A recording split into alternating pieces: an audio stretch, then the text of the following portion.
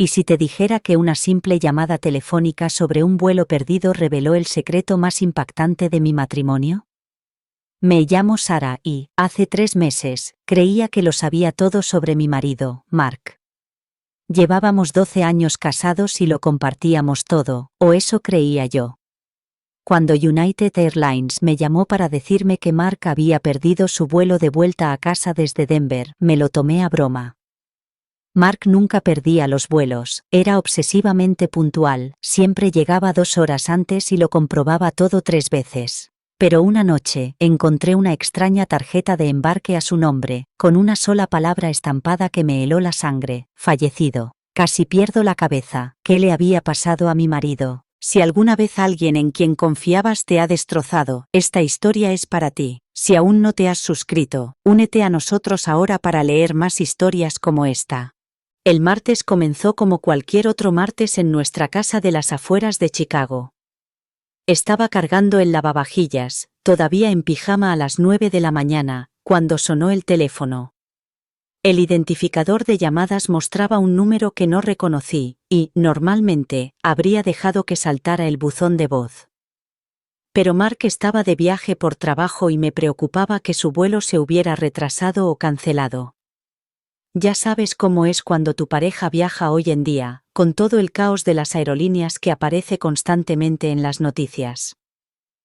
Ese era Thompson. La voz era profesional, educada, con ese tono de atención al cliente que me puso inmediatamente en guardia. Soy Jennifer, de atención al cliente de United Airlines. La llamo en relación con su marido, Mark Thompson, y el vuelo 1247 de Denver a Chicago de ayer por la tarde. Se me hizo un nudo en el estómago. Ayer por la tarde. Mark ya debería haber llegado a casa. Miré el reloj de la cocina y calculé la diferencia horaria. Su vuelo debía aterrizar a las 8:30 de la noche. Me había quedado despierta hasta las 10 esperando su habitual mensaje de «He aterrizado bien», que nunca llegó. Cuando finalmente me fui a la cama, me convencí de que se le había quedado el móvil sin batería, o que se había entretenido charlando con otros pasajeros. Mark era así, muy simpático, siempre entablando conversación con desconocidos. ¿Va todo bien?, pregunté, dejando la taza de café que sostenía con manos tembloras. ¿Ha pasado algo con el vuelo? Señora, le llamo porque el señor Thompson no se ha presentado en el vuelo 1247. Tenía una reserva confirmada, pero no ha facturado ni embarcado en el avión. Estamos obligados a llamar cuando los pasajeros con asientos confirmados no se presentan, especialmente en vuelos de vuelta. Las palabras no tenían sentido. Me quedé allí, en mi cocina, rodeada de las pruebas mundanas de nuestra vida cotidiana. La taza de café favorita de Mark seguía en el fregadero desde el lunes por la mañana. Sus gafas de lectura estaban cuidadosamente dobladas sobre la encimera, junto a una pila de facturas que había estado revisando antes de su viaje. La luz del sol del martes por la mañana se filtraba a través de nuestras cortinas amarillas, iluminando el frigorífico cubierto con nuestras fotos de vacaciones, listas de la compra y la tarjeta de visita de nuestro técnico de aire acondicionado. Es imposible, dije, con una voz que me sonó extraña y distante. Mark nunca pierde los vuelos. Es obsesivo con llegar temprano al aeropuerto. ¿Está segura de que es la persona correcta? Mark Thompson, número de confirmación.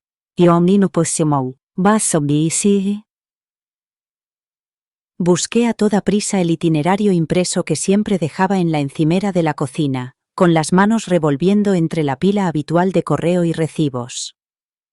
Sí, señora, Mark James Thompson, confirmación 4A 7RN9BX. El vuelo salió a las 6:15 de la tarde, hora de la montaña, según lo previsto.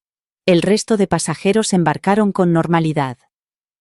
Encontré el itinerario y allí estaba, con la letra clara de Mark. Vuelo 1247 de United, asiento 12K, salida a las 6:15 p.m. Pero algo más me llamó la atención y me hizo sentir un nudo en el pecho. En la parte inferior del papel, Mark había escrito, llamar a Sara después de aterrizar, con su característica letra cuadrada. Siempre hacía eso, se escribía pequeñas notas sobre cosas importantes. El hecho de que lo hubiera escrito significaba que definitivamente tenía intención de llamarme. Ezra Thompson. ¿Sigue ahí?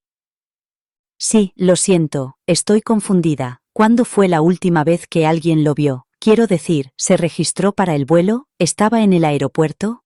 Hubo una pausa y pude oír el tecleo de un teclado de fondo. No tengo acceso a ese nivel de detalle, señora. Puedo decirle que no se registró a través de la aplicación ni en los kioscos, y los agentes de la puerta de embarque no tienen constancia de que intentara embarcar. Es posible que haya perdido su conexión o que haya decidido prolongar su viaje. No. La palabra salió más tajante de lo que pretendía. Mark no es espontáneo, lo planifica todo al minuto. Me habría llamado si hubiera cambiado de planes. Me llama todas las noches cuando viaja y anoche no lo hizo. El tono del representante del servicio de atención al cliente se suavizó ligeramente. Señora, entiendo su preocupación. ¿Ha intentado ponerse en contacto con él directamente? A veces los pasajeros pierden los vuelos por culpa del tráfico, porque se quedan dormidos o por emergencias personales. Ocurre más a menudo de lo que cree. Después de colgar, me quedé en la cocina con el itinerario de Mark en la mano, mirando su letra. 24 horas antes, estaba preocupada por si preparaba pollo o pasta para cenar cuando llegara a casa. Ahora me preguntaba dónde estaba mi marido y por qué una aerolínea me decía que simplemente había desaparecido. Inmediatamente intenté llamar al móvil de Mark, pero saltó el buzón de voz. Su alegre mensaje grabado me pareció una broma cruel. Has llamado a Mark Thompson. Deja un mensaje y te llamaré lo antes posible. Sonó el pitido, pero no pude articular palabra. ¿Qué se supone que debía decir? Hola cariño, una aerolínea me acaba de decir que has desaparecido. Colgué y volví a intentarlo, con la esperanza de que quizá la primera llamada hubiera sido en mal momento. De nuevo, el buzón de voz. Me temblaban las manos mientras buscaba en mi agenda a alguien que pudiera tener alguna información. Mark solía viajar solo por trabajo, pero seguro que alguien de su empresa sabía algo. Llamé a su oficina y me pasaron con su asistente, Mónica, que llevaba 3 años trabajando con Mark. Siempre era amable y eficiente, el tipo de persona que llevaba agendas detalladas y recordaba las preferencias de café de todos. Hola Sara, dijo con calidez. ¿Cómo ha ido la presentación de Mark? Estaba muy nervioso ayer por la mañana. Mónica, ¿cuándo fue la última vez que hablaste con él? Le pregunté, tratando de mantener la voz firme. El lunes, a la hora del almuerzo. Llamó para confirmar la reserva del hotel y volver a comprobar la hora de la reunión con el cliente. Ya sabes cómo es con los detalles. Parecía estar bien, quizá un poco estresado por la presentación, pero eso es normal en él. Así era Mark. Llamaba para confirmar cosas que ya estaban confirmadas, solo para estar completamente seguro. La idea de que decidiera de improviso no coger el vuelo de vuelta a casa era absurda. ¿Dijo algo sobre cambiar sus planes de viaje? Quizás quedarse un día más. En absoluto, dijo específicamente que tenía muchas ganas de llegar a casa el martes por la noche porque teníais planes el miércoles por la noche. ¿Algo sobre una cena con tu hermana? Se me encogió el corazón. Me había olvidado por completo de la cena con Lisa. Habíamos hecho esos planes hacía 2 semanas, y Mark incluso había sugerido el restaurante. Nunca se perdería una cena familiar sin llamar, y menos aún una que él mismo había ayudado a organizar. Aquello no tenía sentido. Después de colgar con Mónica, llamé al hotel de Denver donde siempre se alojaba Mark. El Marriott del centro se había convertido en su lugar habitual para estas visitas trimestrales a sus clientes. La recepcionista fue muy amable, pero no pudo darme mucha información debido a la política de privacidad. Lo único que pudo confirmar fue que Mark se había marchado el martes por la mañana a la hora prevista. ¿Parecía estar bien cuando se marchó?, pregunté, buscando cualquier detalle que pudiera explicar lo sucedido. Señora, no puedo hablar del comportamiento de los huéspedes, pero puedo decirle que no se ha informado de ningún incidente, y que el servicio de limpieza encontró la habitación en condiciones normales después de la salida. Condiciones normales. ¿Qué significaba eso? ¿Me estaba diciendo que no había signos de lucha, ni sangre en las sábanas? Empezaba a pensar como alguien de una serie policíaca, y eso me asustaba. Pasé la siguiente hora llamando a todos los números del teléfono de Mark a los que podía acceder a través de nuestra cuenta compartida en la nube. Su amigo de la universidad en Seattle no sabía nada de él desde hacía meses. Su hermano, en Arizona, dijo que habían intercambiado mensajes de texto sobre el partido de fútbol del domingo, pero que desde entonces no había habido más noticias. Cada conversación hacía que el nudo en mi estómago se apretara más. Al mediodía, estaba dando vueltas por el salón, mirando la foto enmarcada de Mark y yo en nuestra cena de aniversario del mes pasado. En esa foto parecía tan normal, riéndose de algo que yo había dicho, con el brazo alrededor de mis hombros. La gente no desaparece así como así de los aeropuertos. Tenía que haber una explicación lógica. Volví a llamar a United Airlines y exigí hablar con un supervisor. Después de 20 minutos en espera, me atendió un hombre llamado David que parecía cansado y agotado. Sarah Thompson, entiendo su preocupación, pero los adultos pierden vuelos todo el tiempo. Quizás tuvo una intoxicación alimentaria, se encontró con un viejo amigo o decidió conducir a casa. Sin pruebas de un delito, este es realmente un asunto para la policía local, no para la aerolínea. Pero él me habría llamado, insistí. Llevamos 12 años casados. Me llama todas las noches cuando viaja.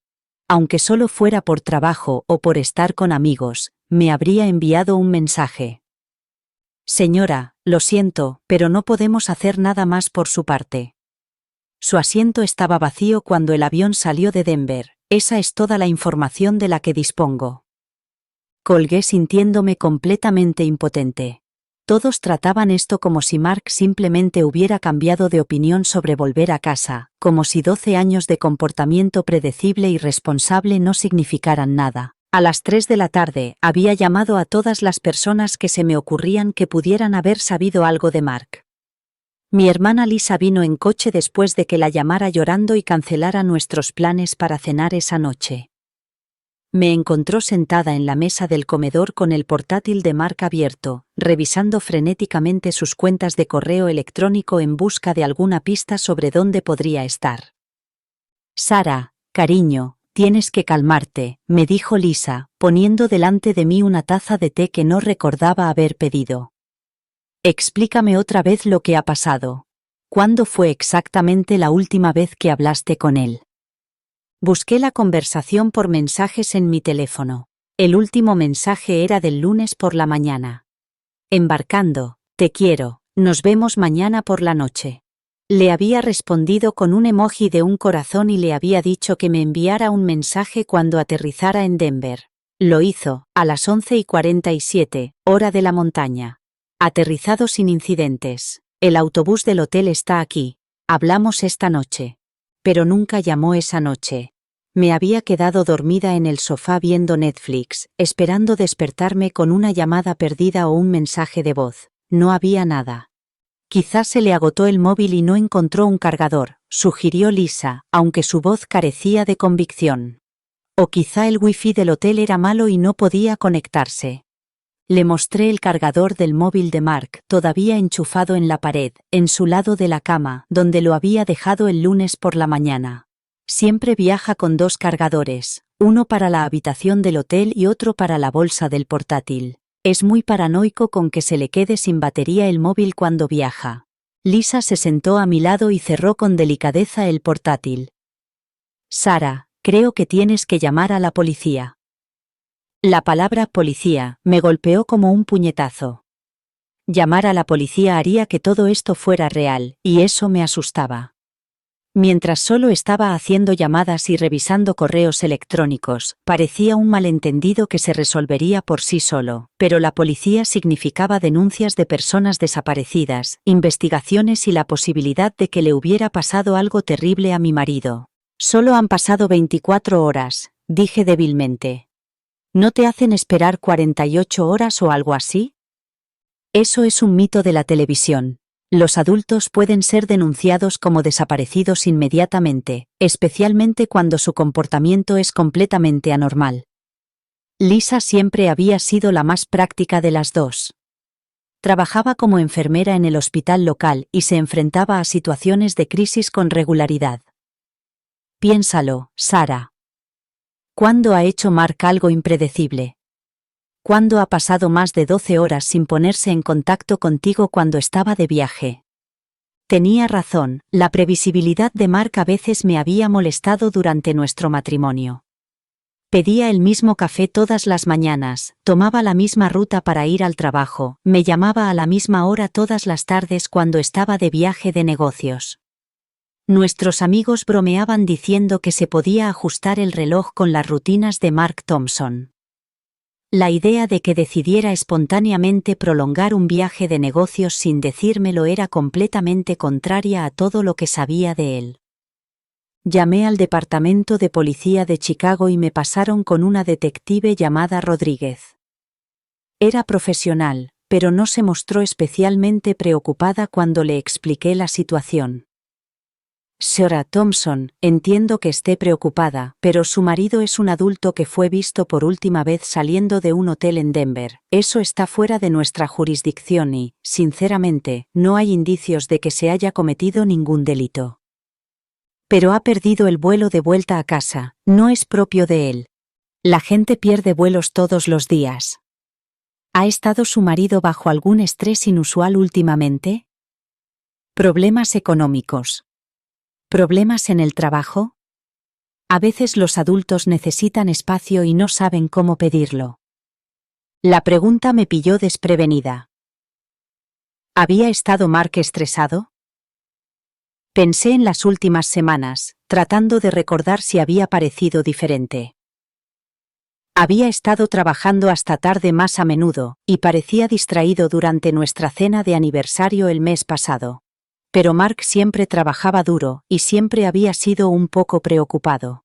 Había atribuido su reciente preocupación a las presiones habituales del trabajo. No lo creo, dije con incertidumbre.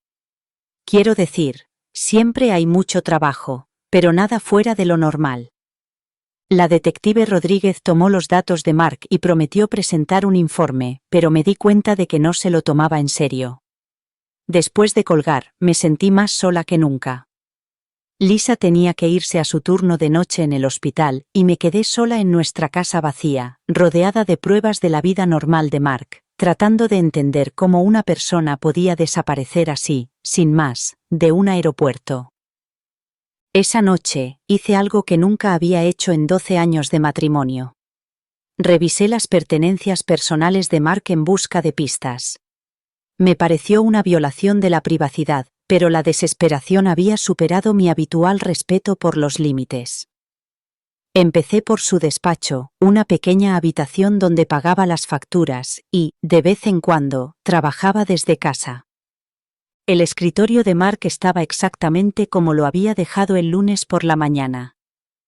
Su taza de café estaba junto al teclado, con una fina capa de moho flotando en la superficie del líquido olvidado. Su agenda estaba abierta en la semana en curso, con reunión con el cliente de Denver, escrito con su cuidadosa letra en el martes. El miércoles por la noche tenía anotado, cena con Lisa y Sarah, en tinta azul. Abrí los cajones de su escritorio de forma sistemática, sin saber muy bien qué buscaba, pero con la esperanza de que algo me llamara la atención. El cajón superior contenía los habituales artículos de oficina, bolígrafos, clips, notas adhesivas, tarjetas de visita de varios clientes y proveedores. El segundo cajón contenía documentos financieros, cuidadosamente organizados en carpetas etiquetadas. Mark siempre se había encargado de nuestras finanzas, y me sentí culpable al darme cuenta de lo poco que sabía sobre nuestras cuentas e inversiones.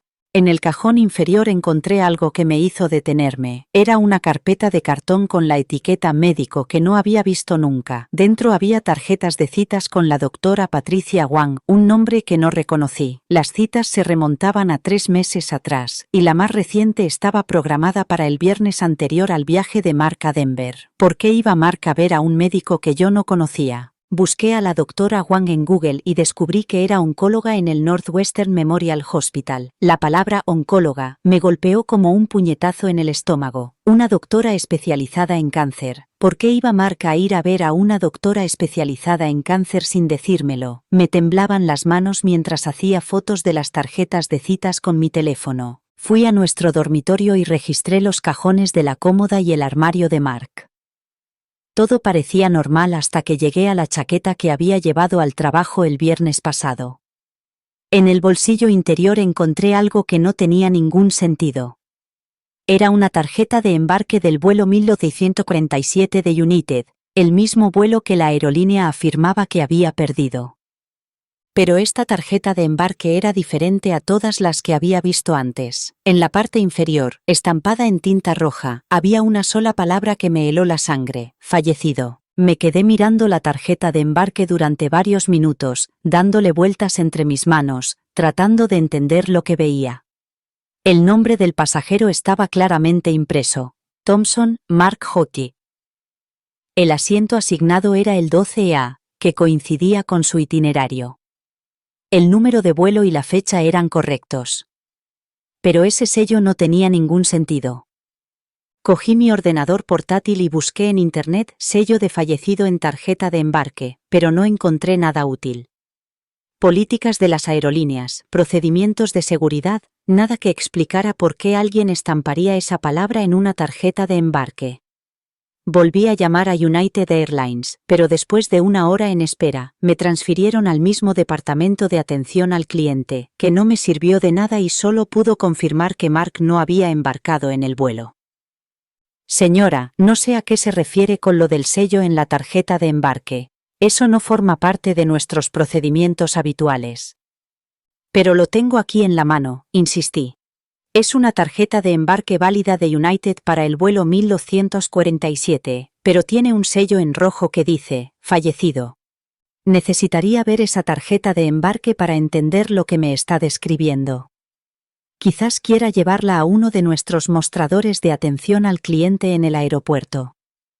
Después de colgar, me senté en nuestra cama con la tarjeta de embarque en la mano y mirando fijamente el lado del armario de Mark.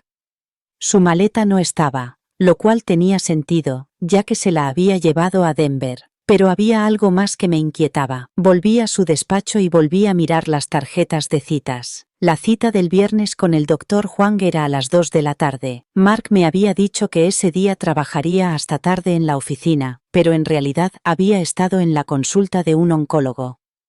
Consulté nuestro calendario compartido en mi teléfono. Mark había añadido: reunión tardía con la cuenta Johnson para ese viernes por la tarde. Me había mentido deliberadamente sobre dónde iba. La cuenta de Johnson era uno de sus clientes más importantes, así que no le habría preguntado por qué trabajaba hasta tarde en su proyecto. Mi marido llevaba 3 meses acudiendo a un oncólogo sin decírmelo. Tenía una tarjeta de embarque con la palabra fallecido estampada escondida en su chaqueta. Y ahora había desaparecido. Nada de esta situación tenía sentido, pero empezaba a darme cuenta de que Mark me había estado ocultando secretos y que esos secretos podrían estar relacionados con su desaparición. Pasé la mayor parte de la noche del miércoles despierta, mirando esa tarjeta de embarque y dándole vueltas entre las manos. El papel parecía normal, no falso ni impreso. El logotipo de United Airlines era nítido y claro, las perforaciones a lo largo de los bordes parecían auténticas y el código de barras parecía legítimo, pero ese sello rojo me perseguía, fallecido, en letras mayúsculas, como algo salido de una pesadilla. Por la mañana, me convencí de que tenía que ir al aeropuerto y exigir respuestas en persona. Las llamadas telefónicas no me llevaban a ninguna parte, y todos con los que hablaba parecían pensar que estaba exagerando o que estaba confundida. Quizás ver la tarjeta de embarque cambiaría su actitud. Conduje hasta el aeropuerto O'Hare a las 8 de la mañana, con la tarjeta de embarque en un sobre de cartón. El mostrador de atención al cliente de United ya estaba lleno de viajeros que tenían que lidiar con vuelos retrasados y problemas con el equipaje. Esperé en la cola durante 40 minutos, viendo cómo otras personas resolvían sus problemas habituales de viaje y envidiando sus sencillas quejas sobre vuelos con exceso de reservas y equipaje perdido. Cuando por fin llegué al mostrador, me recibió una joven llamada Jessica, cuya etiqueta indicaba que era supervisora de atención al cliente. Parecía profesional y competente, y sentí una oleada de esperanza al pensar que por fin alguien se tomaría esto en serio. ¿En qué puedo ayudarla, señora? Saqué la tarjeta de embarque y la dejé sobre el mostrador. Mi marido debía tomar el vuelo 1247 desde Denver el martes por la noche. Su aerolínea me ha dicho que no se presentó, pero he encontrado esta tarjeta de embarque en su chaqueta. ¿Puede explicarme por qué pone fallecido? Jessica cogió la tarjeta de embarque y la examinó con atención, dándole la vuelta y sosteniéndola a contraluz. Su expresión pasó de la cortesía profesional a la confusión genuina. Señora, nunca había visto nada parecido. No es un procedimiento ni un sello estándar de la aerolínea. Pero es una tarjeta de embarque auténtica, ¿verdad? ¿No es falsa? La tarjeta de embarque parece auténtica. El papel es el correcto, el formato del código de barras parece correcto y la información del vuelo coincide con nuestros registros. Pero no tenemos sellos como este, y no se me ocurre ninguna razón por la que alguien marcaría una tarjeta de embarque de esta manera. Jessica llamó a su jefe, un hombre de mediana edad llamado Robert, que llevaba 15 años trabajando para United.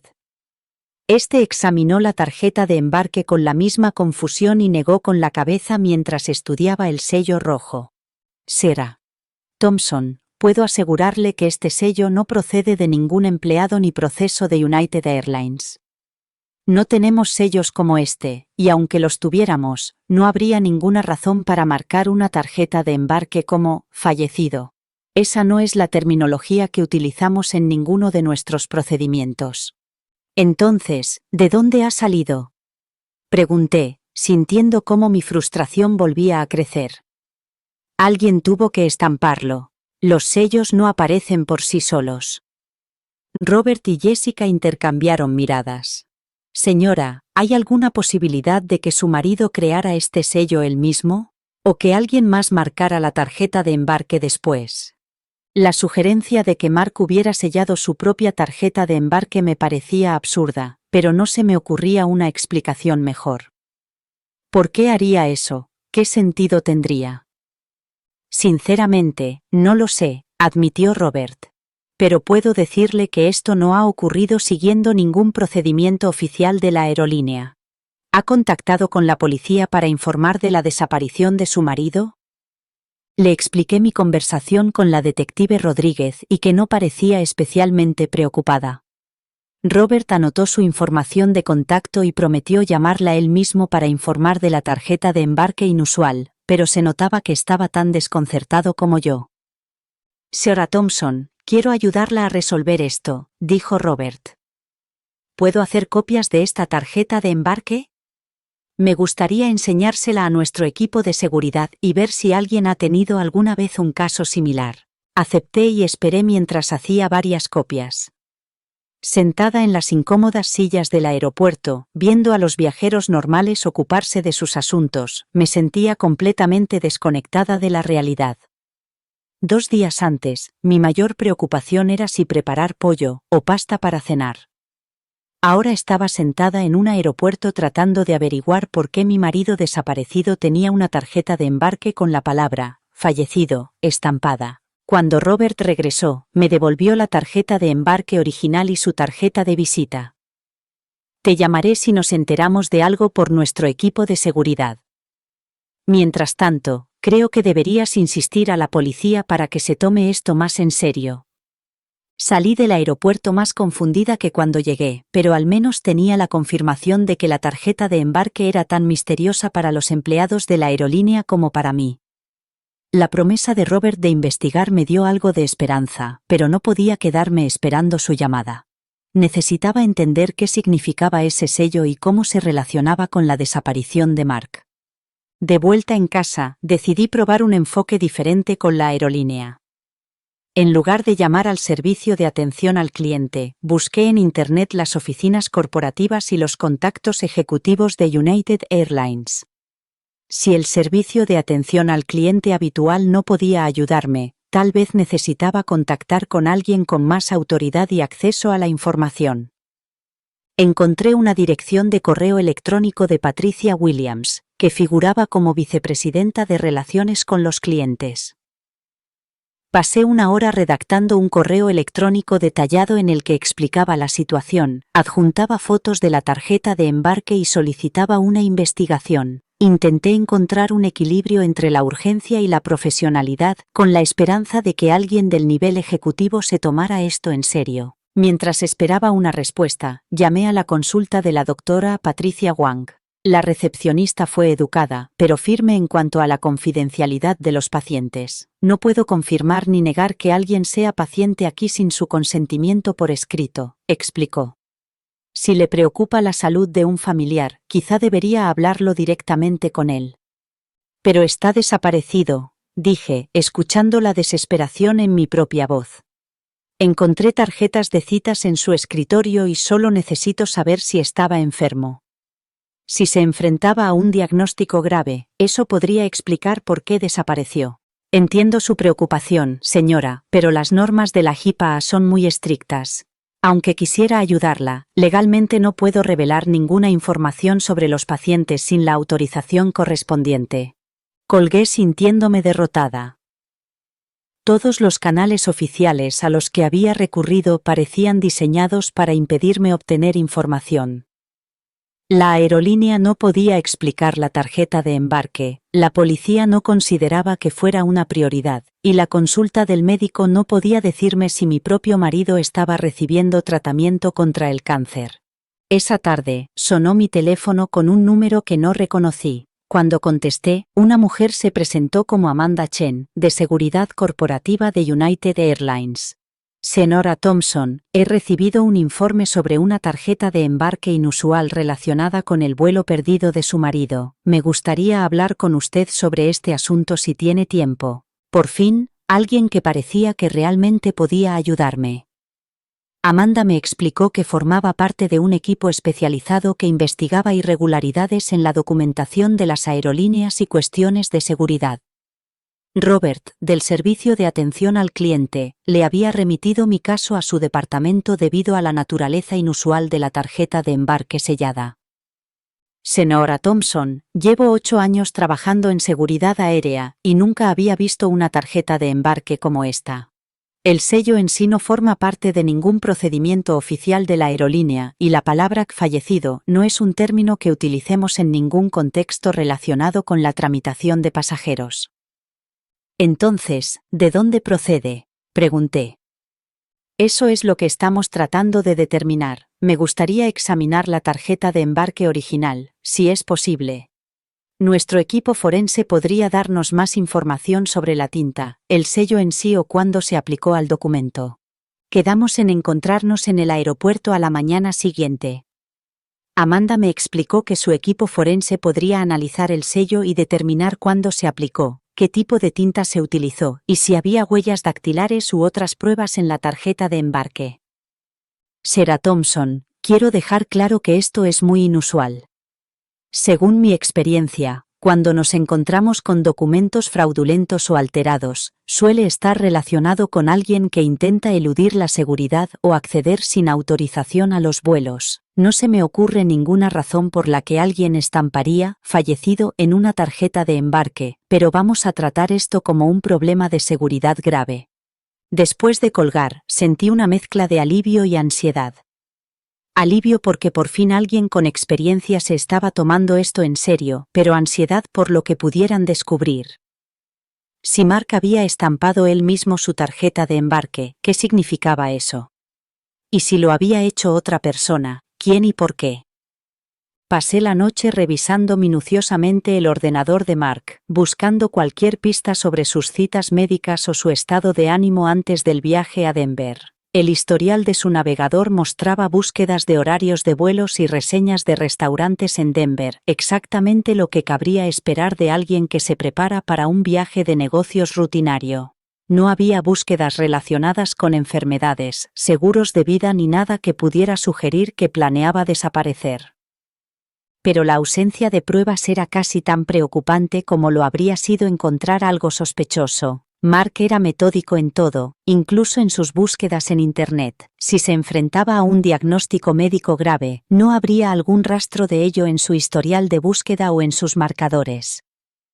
El jueves por la mañana, me reuní con Amanda Chen en el aeropuerto O'Hare, en una pequeña oficina situada detrás de la zona principal de atención al cliente de United. Era más joven de lo que esperaba, probablemente rondaba los 30 años, y su actitud eficiente me hizo sentir cómoda de inmediato. Su oficina estaba llena de monitores de ordenador, archivadores y lo que parecían diversos equipos técnicos para analizar documentos. Señora Thompson, gracias por venir. Antes de examinar la tarjeta de embarque, me gustaría hacerle algunas preguntas sobre los hábitos de viaje y el comportamiento habitual de su marido. Las preguntas de Amanda eran más detalladas y reflexivas que cualquier cosa que me hubieran preguntado en el servicio de atención al cliente o en la policía. Quería saber a qué hora solía llegar Mark al aeropuerto, si normalmente facturaba online o en el mostrador, si tenía alguna preferencia en cuanto al asiento y si alguna vez había perdido o cambiado un vuelo. En los 5 años que lleva viajando cada trimestre a Denver, Mark nunca ha perdido un vuelo ni ha cambiado sus planes de viaje sin llamarme primero, le expliqué. Es casi obsesivo con la organización de los viajes. Llega al aeropuerto 2 horas antes, incluso para vuelos nacionales, y siempre me llama cuando embarca y cuando aterriza. Amanda asintió y tomó notas en un bloc de notas. Y encontró esta tarjeta de embarque en su chaqueta, en casa, y no en su equipaje o en sus documentos de viaje. En el bolsillo interior de la chaqueta que se puso para ir a trabajar el viernes pasado, estaba simplemente metida ahí, sin ningún tipo de carpeta ni sobre. Se puso unos guantes de látex y sacó con cuidado la tarjeta de embarque de la bolsa de pruebas en la que la había guardado. Con una lupa y una luz especial, examinó cada centímetro del documento. La tarjeta de embarque en sí parece totalmente legítima. El papel, la calidad de la impresión y el código de barras coinciden con los estándares actuales de United, pero este sello definitivamente no es nuestro. Amanda colocó la tarjeta de embarque bajo lo que parecía un microscopio conectado a un monitor de ordenador. El sello rojo apareció ampliado en la pantalla, mostrando detalles que no podía ver a simple vista.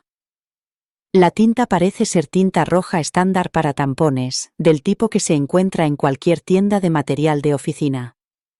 El sello en sí tiene algunas irregularidades que sugieren que no es un sello de calidad profesional. ¿Qué tipo de irregularidades? ¿Ve estas ligeras manchas y los bordes irregulares? Un sello profesional utilizado por empresas o organismos gubernamentales tendría impresiones mucho más limpias y uniformes. Esto parece algo que podría haber sido hecho a medida, posiblemente en línea, o en una imprenta local. Tomó varias fotografías de la tarjeta de embarque desde diferentes ángulos y bajo diferentes condiciones de iluminación. Señora Thompson, voy a ser sincera con usted. Según mi experiencia, cuando encontramos documentos alterados o inusuales como este, suele ser porque alguien está tratando de crear pruebas falsas para cometer un fraude al seguro, un procedimiento legal o, a veces, simplemente para encubrir sus propios errores o malas decisiones. La implicación me golpeó como un golpe físico. ¿Cree que Mark creó este sello él mismo? No estoy haciendo ninguna acusación, pero tenemos que considerar todas las posibilidades. ¿Hay alguna posibilidad de que su marido estuviera pasando por dificultades económicas, problemas legales u otras presiones que pudieran haberle motivado a simular su propia desaparición? Pensé en nuestras finanzas, de las que Mark se ocupaba casi en su totalidad. Parecíamos estar cómodos, pero me di cuenta de que no conocía los detalles de nuestras inversiones, deudas o pólizas de seguro. No lo creo, pero, sinceramente, Mark es quien gestiona nuestro dinero. Yo presto atención a nuestra cuenta corriente para los gastos diarios, pero él se encarga de todo lo demás. La expresión de Amanda se suavizó. Sierra Thompson, no quiero alarmarla, pero en casos como este, a veces descubrimos que la persona desaparecida tenía problemas que su familia desconocía. Deudas de juego, malas inversiones, problemas legales, problemas de salud. A veces, la gente cree que está protegiendo a sus seres queridos al ocuparse sola de estos problemas. Pero, ¿por qué estampar fallecido en una tarjeta de embarque ayudaría con alguno de esos problemas? Sinceramente, no lo sé. Eso es lo que hace que este caso sea tan inusual. Si alguien quisiera fingir su propia muerte, hay formas mucho más convencionales de hacerlo. Esto parece casi teatral, como algo sacado de una película en lugar de un plan real. Amanda prometió acelerar el análisis forense, y dijo que también consultaría con la seguridad del aeropuerto para ver si había alguna grabación de Mark desde su salida hacia Denver o su vuelo de regreso programado. Las cámaras de seguridad podrían mostrarnos si realmente llegó al aeropuerto el martes por la noche y, de ser así, qué sucedió antes de que embarcara en el vuelo. Al salir del aeropuerto, me sentí agradecida de que por fin alguien se tomara esto en serio, pero las preguntas de Amanda sobre los posibles motivos de Mark para simular su propia desaparición seguían resonando en mi mente. ¿Había estado mi marido viviendo una vida completamente diferente a la que yo creía que compartíamos? Esa tarde, hice algo que nunca pensé que haría en mi matrimonio. Inicié sesión en nuestra cuenta bancaria conjunta, y empecé a examinar todas las transacciones de los últimos 3 meses. Mark siempre se había encargado de nuestras finanzas y yo confiaba plenamente en él. Ahora esa confianza me parecía ingenua. La cuenta corriente mostraba actividad normal, pagos de la hipoteca, servicios públicos, comestibles, gasolineras. Pero cuando hice clic en nuestra cuenta de ahorros, encontré algo que me dejó sin aliento: 3 grandes retiradas de dinero en las últimas 6 semanas, cada una por exactamente $5,000. Todos los retiros se hicieron en efectivo en diferentes cajeros automáticos de Chicago, ninguno de los cuales estaba cerca de la oficina de Mark ni de nuestras rutas habituales por la ciudad. $15,000 en efectivo. ¿Para qué podría necesitar Mark tanto dinero en efectivo? Pensé en las citas con el oncólogo y me pregunté si estaría pagando algún tipo de tratamiento que el seguro no cubría. Pero incluso los tratamientos experimentales suelen implicar facturación al seguro, no pagos en efectivo. A continuación, revisé los extractos de nuestras tarjetas de crédito. Mark tenía 2 tarjetas a las que rara vez prestaba atención, ya que él se encargaba de todas las facturas. Los extractos mostraban sus patrones habituales: gasolineras, restaurantes durante viajes de negocios, compras ocasionales en tiendas de material de oficina. Pero también había cargos que no reconocía. 3 pagos a algo llamado Precision Document Services por importes de $127, $89 y $156. Busqué en Google Precision Document Services Chicago y encontré una pequeña empresa especializada en sellos personalizados, sellos en relieve y reproducción de documentos oficiales. Su sitio web anunciaba servicios para agentes inmobiliarios, despachos de abogados y pequeñas empresas que necesitaban sellos y membretes de aspecto profesional. También ofrecían sellos de goma personalizados diseñados según sus especificaciones. Me temblaban las manos cuando llamé al número que aparecía en su página web. Una mujer muy amable llamada Carol respondió y me confirmó que efectivamente fabricaban sellos personalizados. Cuando le pregunté si habían fabricado recientemente un sello con la palabra «fallecido», se quedó callada. Señora, tendré que consultar nuestros registros y, por motivos de privacidad, no solemos hablar de los pedidos de los clientes. ¿Hay algún problema con un sello que le hemos fabricado? Mi marido ha desaparecido y he encontrado pruebas de que podría haber encargado un sello personalizado a su empresa. Solo intento averiguar qué le ha pasado. El tono de Carol se volvió más comprensivo. Dios mío, lo siento mucho, déjeme ver qué puedo encontrar. La oí teclear en un ordenador. Hace unas 3 semanas hicimos un sello personalizado con esa palabra. El cliente pagó en efectivo y dijo que era para una producción teatral. A veces recibimos pedidos inusuales para accesorios y trabajos escénicos. ¿Recuerda cómo era el cliente? Yo no le atendí, pero voy a preguntarle a mi compañera Janet. Ella se encarga de la mayoría de los clientes que vienen sin cita previa. Carol me puso en espera durante varios minutos. Cuando volvió, su voz era más cautelosa. Janet recuerda al cliente. Un hombre de mediana edad, bien vestido, parecía nervioso. Pidió específicamente que el sello se hiciera con tinta roja y preguntó cuánto tiempo tardaría. Cuando ella le dijo que estaría listo en 2 días, pareció aliviado. La descripción podría encajar con Mark, pero también con miles de hombres en Chicago. Dijo su nombre o algún dato de contacto. Pagó en efectivo y dijo que no necesitaba recibo. Janet dijo que parecía tener prisa y que no quería dar ningún dato personal. Le pareció un poco extraño, pero tenemos clientes que prefieren pagar en efectivo por diversos motivos. Después de colgar, me senté a la mesa de la cocina y me quedé mirando el extracto de la tarjeta de crédito. Mark llevaba semanas, quizá meses, planeando algo. Las retiradas de dinero, las citas médicas secretas, el sello personalizado y ahora su desaparición parecían estar relacionados, pero seguía sin entender qué estaba tratando de conseguir. Decidí comprobar los registros telefónicos de Mark a través de la página web de nuestro proveedor de telefonía móvil. La mayoría de sus llamadas y mensajes eran a números que reconocía. Su oficina, clientes, su hermano, yo. Pero había varias llamadas a un número que no conocía, todas de menos de 2 minutos y realizadas durante el horario laboral durante el último mes. Llamé al número desconocido y me contestó el buzón de voz de Rocky Mountain Insurance Services. El mensaje era genérico y profesional, y pedía a las personas que llamaran que dejaran su nombre y número de teléfono para que les devolvieran la llamada. Colgué sin dejar ningún mensaje, pero el nombre de la empresa me dio escalofríos. ¿Por qué iba Mark a llamar a una compañía de seguros de Colorado? A la mañana siguiente, Amanda Chen llamó para darme las últimas noticias sobre las imágenes de seguridad del Aeropuerto Internacional de Denver. Sierra Thompson, hemos confirmado que su marido llegó al aeropuerto el martes por la tarde para tomar su vuelo programado. Las cámaras de seguridad lo muestran entrando en la terminal aproximadamente a las 4:30 de la tarde, lo que le habría dado tiempo suficiente para facturar y embarcar. ¿Entonces estaba definitivamente en el aeropuerto? Sí, y ahí es donde la cosa se pone interesante. Las cámaras lo muestran pasando por el control de seguridad con su equipaje de mano, pero luego lo perdemos de vista. No aparece en ninguna de las cámaras cercanas a la puerta B-27, donde embarcaba su vuelo. ¿Qué significa eso?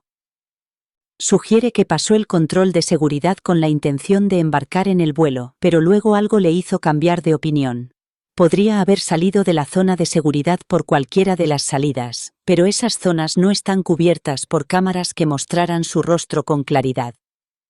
La información de Amanda confirmó que Mark había estado en el aeropuerto según lo previsto, pero que había decidido deliberadamente no embarcar en su vuelo de vuelta a casa. No se trataba de un caso de pérdida del vuelo debido al tráfico o a una emergencia. Había tomado la decisión consciente de no volver a casa. Después de colgar con Amanda, me di cuenta de que tenía que llamar al hotel de Denver y hacer preguntas más detalladas.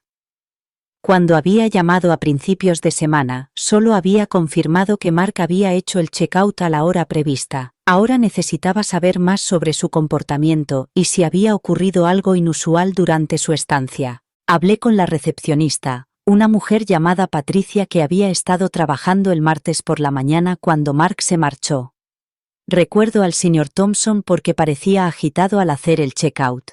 La mayoría de los huéspedes son bastante rutinarios, pero él no paraba de hacer preguntas sobre nuestras políticas de salida y si guardábamos registros de las actividades de los huéspedes. ¿Qué tipo de preguntas? Quería saber cuánto tiempo guardamos las grabaciones de seguridad, si grabamos las llamadas telefónicas de los huéspedes, cosas así.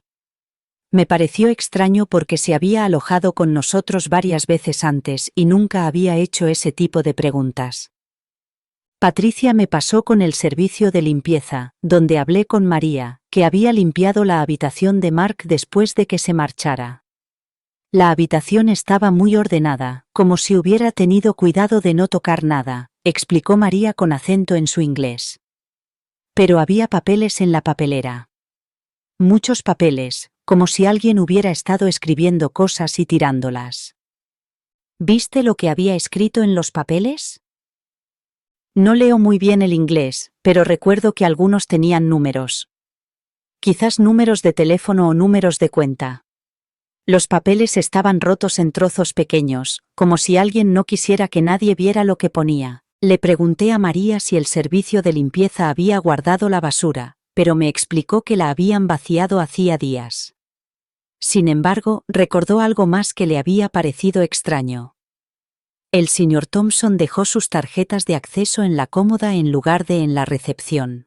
La mayoría de los huéspedes las dejan en la habitación, o las devuelven al hacer el check-out, pero él dejó las dos tarjetas en medio de la cómoda, como si quisiera asegurarse de que el servicio de limpieza las encontrara. Este detalle me inquietó. Mark siempre era muy considerado con el personal del hotel, y habría devuelto las tarjetas correctamente. Dejarlas a la vista parecía como si quisiera asegurarse de que quedara una prueba clara de que había abandonado la habitación. Llamé al centro de negocios del hotel y me informaron de que Mark había utilizado sus ordenadores y la impresora el martes por la mañana antes de hacer el check-out. El empleado con el que hablé lo recordaba porque había pasado más de una hora allí y había impreso bastantes documentos. ¿Llevan un registro de lo que imprimen los huéspedes? No, señora, respetamos la privacidad de los huéspedes. Pero recuerdo que parecía estresado y no dejaba de mirar a su alrededor, como si le preocupara que alguien pudiera ver en qué estaba trabajando. Después de 3 horas de llamadas telefónicas, tenía una idea más clara de las últimas actividades conocidas de Mark. Había pasado la mañana del martes en el centro de negocios del hotel, imprimiendo documentos y posiblemente buscando algo en Internet. Había hecho preguntas inusuales sobre la seguridad del hotel y el mantenimiento de registros. Había tirado papeles rotos con números escritos. Y había dejado su habitación de tal manera que quedaba claro que había estado allí y se había marchado con normalidad. Todo apuntaba a que Mark había planeado cuidadosamente lo que fuera que hubiera sucedido después. No había sido víctima de un delito ni de un accidente.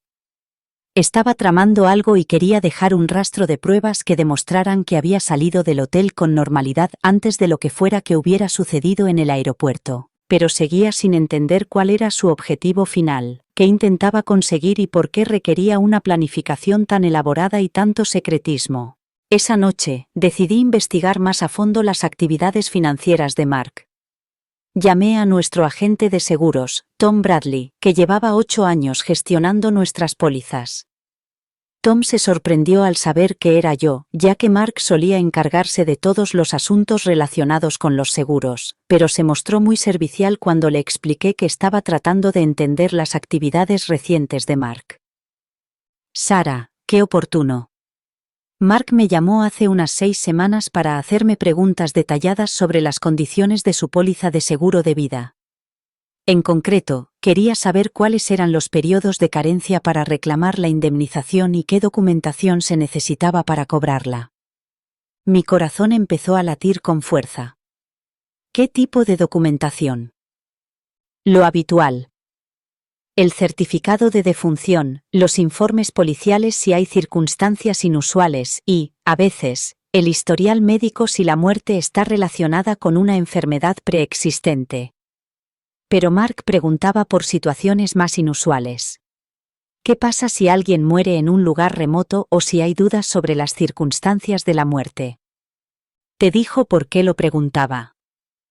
Dijo que estaba revisando todas nuestras pólizas con fines de planificación patrimonial.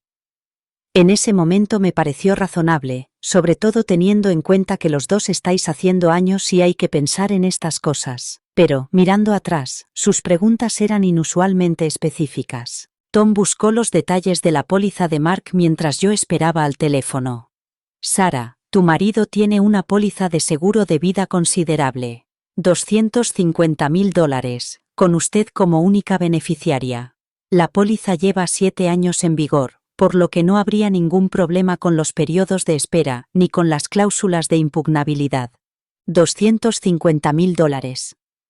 Sabía que Mark tenía un seguro de vida a través de su trabajo, pero nunca le había preguntado los detalles ni la cantidad.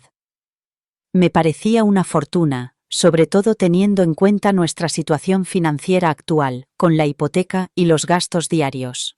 Tom, ¿alguien se ha puesto en contacto contigo para reclamar la póliza de Mark? No, claro que no. ¿Le ha pasado algo a Mark? Le expliqué su desaparición y el tono de Tom se volvió mucho más serio. Sarah, tienes que tener mucho cuidado. Si Mark está planeando algún tipo de fraude al seguro, podrías verte implicada aunque no lo sepas. Estoy obligado a informar de cualquier circunstancia sospechosa a la compañía de seguros, y ellos tienen sus propios investigadores. Después de colgar el teléfono, me sentí mal. Las piezas empezaban a encajar en un panorama que no quería ver. Mark había estado investigando reclamaciones de seguros de vida, retirando grandes cantidades de dinero en efectivo, acudiendo a citas médicas secretas y creando sellos personalizados. Todo apuntaba a que estaba planeando fingir su propia muerte. ¿Pero por qué? Que yo supiera, no teníamos problemas económicos. Sí, teníamos una hipoteca y deudas de tarjetas de crédito, como la mayoría de las parejas de nuestra edad, pero nada que requiriera medidas tan desesperadas, a menos que hubiera algo sobre nuestra situación financiera que Mark no me hubiera contado. Pasé la siguiente hora revisando todos los documentos financieros que pude encontrar en la oficina de Mark, escondido en el fondo de su archivador, detrás de carpetas con declaraciones de impuestos antiguas. Encontré un sobre de Manila con la etiqueta «Información financiera confidencial». Dentro había documentos que me dejaron sin aliento. Mark había estado invirtiendo en criptomonedas de alto riesgo y en operaciones bursátiles intradía y había perdido cantidades importantes de dinero. Según los extractos, había perdido casi $40,000 en los últimos 6 meses. El dinero que yo creía que estaba en nuestras cuentas de jubilación había sido transferido a cuentas de trading y, básicamente, había desaparecido. También había facturas médicas que yo nunca había visto, facturas de la consulta oncológica del Dr. Huang por un total de más de $15,000. Nuestro seguro había cubierto la mayor parte de los gastos, pero los copagos y las franquicias eran considerables. Más preocupantes aún eran las estimaciones de los costes del tratamiento futuro, incluidas terapias experimentales que podrían costar cientos de miles de dólares. Mark se enfrentaba a la ruina financiera y a un diagnóstico médico devastador, y había estado lidiando con ambos problemas solo. El dinero del seguro de vida pagaría nuestras deudas, cubriría sus gastos médicos y me dejaría en una situación financiera segura. En su mente, fingir su muerte probablemente parecía la única manera de protegerme de la carga financiera y emocional de sus problemas. Pero aún quedaba la pregunta de cómo planeaba llevarlo a cabo. Simplemente desaparecer no sería suficiente para cobrar el seguro de vida. Se necesitaría una prueba de su muerte, y las compañías de seguros no se dejaban engañar fácilmente con accidentes o desapariciones simulados. Pensé en las preguntas que había hecho al personal del hotel sobre las cámaras de seguridad y el registro de huéspedes, en su comportamiento cauteloso al hacer el check-out y en su decisión de no embarcar en el vuelo de vuelta a casa. Estaba creando una cronología que demostraría su presencia en Denver y su plan de volver a Chicago, pero luego, supuestamente, algo había sucedido que le había impedido volver a casa. De repente, el sello fallecido en la tarjeta de embarque cobró sentido. No era un documento oficial, pero podría formar parte de un plan más amplio para crear pruebas de su muerte. Si sigues aquí, gracias. Esta parte fue dolorosa. A la mañana siguiente, no podía dejar de pensar en esas facturas médicas y en lo que significaban para el estado mental de Mark. Un diagnóstico de cáncer terminal explicaría sus acciones desesperadas, pero necesitaba entender exactamente a qué se enfrentaba. Decidí conducir hasta el Northwestern Memorial Hospital e intentar obtener información sobre la doctora Huang y su consulta. El departamento de oncología estaba situado en la 8ª planta de un moderno edificio médico conectado al hospital principal. La sala de espera estaba llena de pacientes en diversas fases del tratamiento, algunos con pañuelos en la cabeza, otros conectados a unidades intravenosas portátiles. La realidad de lo que Mark podría estar pasando me golpeó como un golpe físico al ver a estas personas valientes lidiando con sus enfermedades. Me acerqué a la recepción y pedí hablar con alguien sobre la consulta de la doctora Huang. La recepcionista era la misma mujer con la que había hablado por teléfono y reconoció mi voz de inmediato. Señora Thompson, lo siento, pero como le expliqué antes, no puedo dar información sobre ningún paciente sin la autorización correspondiente. Entiendo las normas de privacidad, pero mi marido ha desaparecido y estoy tratando de entender qué tipo de tratamiento estaba recibiendo. No le pido detalles médicos específicos, solo información general sobre la especialidad de la doctora Wang y los tipos de afecciones que trata. La recepcionista se ablandó un poco y llamó a una coordinadora de pacientes llamada Linda, que se mostró más comprensiva con mi situación. Señora Thompson, la doctora Wang está especializada en cáncer de páncreas, que es una de las formas más agresivas de la enfermedad. Sus pacientes suelen presentar casos muy avanzados que requieren un tratamiento inmediato e intensivo. Cáncer de páncreas. Había oído hablar lo suficiente del cáncer como para saber que el de páncreas era uno de los peores diagnósticos posibles. Las tasas de supervivencia eran extremadamente bajas y el tratamiento solía consistir más en controlar los síntomas que en lograr la curación. Si Mark tenía cáncer de páncreas, no solo se enfrentaría a su propia mortalidad, sino también a enormes gastos médicos y a la probabilidad de un doloroso deterioro. ¿Podría hablar con la doctora Huang? Aunque sea brevemente. No le pido que viole la confidencialidad del paciente, pero quizá podría ayudarme a comprender qué opciones hay disponibles para los pacientes con este diagnóstico. Linda hizo una llamada y regresó con una noticia sorprendente. La doctora Wang ha accedido a hablar con usted unos minutos. No puede hablar de su marido en concreto, pero está dispuesta a proporcionarle información general sobre el cáncer de páncreas y el impacto psicológico que tiene en los pacientes y sus familias. La doctora Wang era una mujer menuda, de unos 50 años, con ojos amables y modales gentiles que me hicieron sentir cómoda de inmediato. Me invitó a pasar a su despacho, decorado con fotos de pacientes que habían completado con éxito el tratamiento y tarjetas de agradecimiento de sus familias. Señora Thompson, quiero que comprenda que no puedo confirmar ni negar que su marido fuera paciente aquí. Sin embargo, puedo decirle que el cáncer de páncreas es un diagnóstico que afecta a los pacientes de forma muy diferente a otros tipos de cáncer. El pronóstico suele ser malo, y muchos pacientes luchan contra sentimientos de desesperanza y el deseo de proteger a sus familias de la carga emocional y económica que supone su enfermedad. ¿A qué se refiere con proteger a sus familias? Algunos pacientes, especialmente los hombres que se ven a sí mismos como proveedores y protectores, tienen dificultades para aceptar ayuda o admitir que no pueden afrontar su diagnóstico solos, pueden ocultar sus síntomas, evitar el tratamiento o incluso considerar medidas drásticas para evitar que sus seres queridos los vean deteriorarse.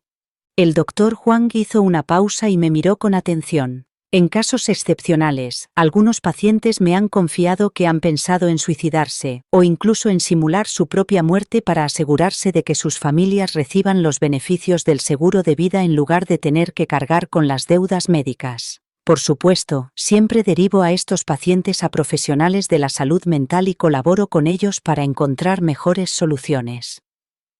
¿Alguna vez ha tenido un paciente que haya llevado a cabo algo así? Que yo sepa, no, pero ese impulso es más común de lo que la gente cree. La combinación de un diagnóstico terminal, la presión financiera y el deseo de proteger a los seres queridos puede llevar a las personas a considerar opciones que nunca pensarían en circunstancias normales. El doctor Wang explicó que el tratamiento del cáncer de páncreas podía costar cientos de miles de dólares e, incluso con un buen seguro, los gastos que debían pagar los pacientes podían ser devastadores para las familias de clase media. Los pacientes a menudo sienten que están destruyendo el futuro financiero de su familia solo para ganarse unos meses más de vida. Al salir de la consulta del doctor Huang, sentí que por fin entendía la mentalidad de Mark.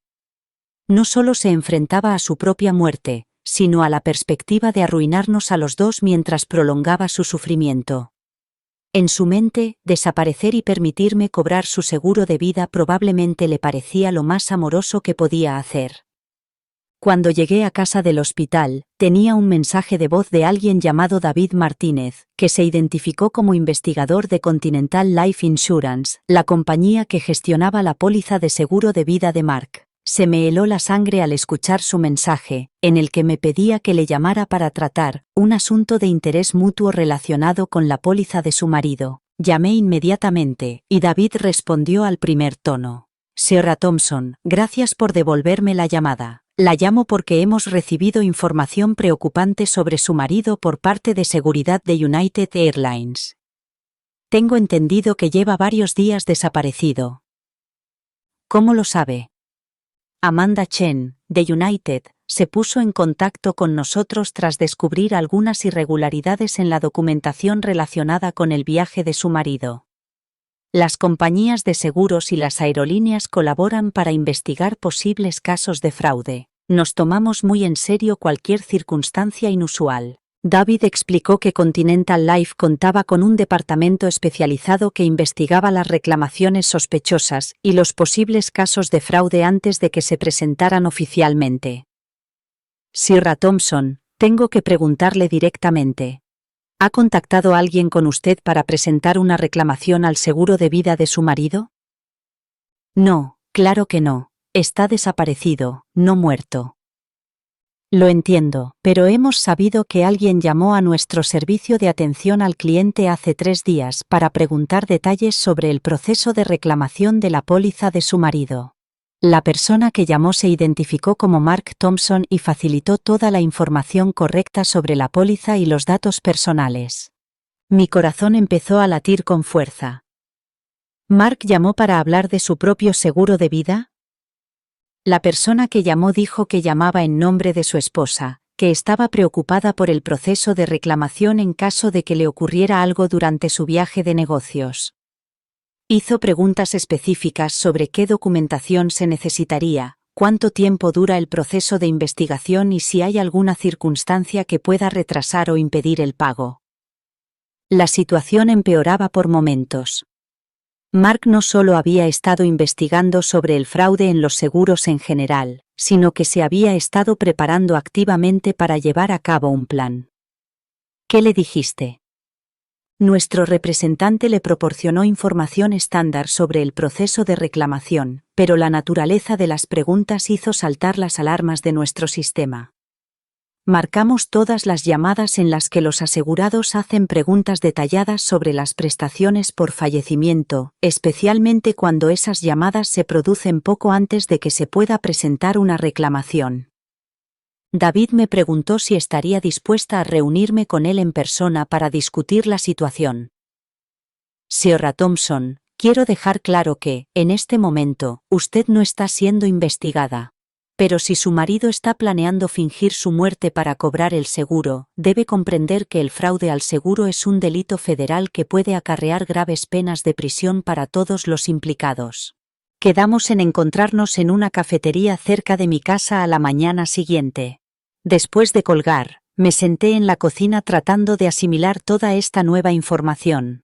Mark había llamado a su propia compañía de seguros para informarse sobre el proceso de reclamación. Estaba planeando activamente fingir su muerte y la compañía de seguros ya sospechaba algo. Pasé la noche revisando los archivos del ordenador de Mark de forma más sistemática, buscando cualquier prueba de su plan. En una carpeta escondida entre sus documentos, encontré algo que me dejó sin aliento.